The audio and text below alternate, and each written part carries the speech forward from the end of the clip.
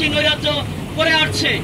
আমরা স্পষ্টভাবে জানিয়ে দিতে চাই, সাংবাদিক বা গণতন্ত্রের অপরাধ ছিল, আজকে এই তুহিন ভাইয়ের পরিবারের পাশে কে দাঁড়াবে? আমার এই রেশ কাটতে না কাটতেই আমাদের বক্তব্য পেশ করেছেন। ধন্যবাদ জানাই বিপ্লবকে। যে পর্যায়ে আমাদের মাঝে বক্তব্য নিয়ে এটিএম বুথের মাধ্যমে সে টাকা উঠিয়ে নিয়ে আসছিল, সেই ব্যক্তিকে কয়েকজন লোক এলো। বিগত কয়েকদিন আগে গাজীপুরে আমার ভাই যে তুহিন ভাইকে নৃশংসী নৈরাজ্য করে আসছে। আমরা স্পষ্টভাবে জানিয়ে দিতে চাই, সেই সাথে যারা এই অপরাধের সঙ্গে জড়িত অবশ্যই অতি অবিলম্বে সবাইকে গ্রেপ্তার করে বাহিনী হত্যা করেছে নির্মমভাবে কুপিয়ে।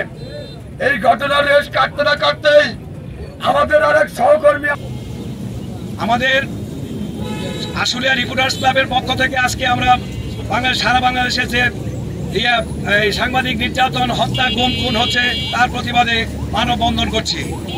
আমরা চাই এবং যাতে অদূর ভবিষ্যতে আমাদের সাংবাদিকদের উপরে কখনো কোনো নির্যাতন, গুম খুনের না আসে।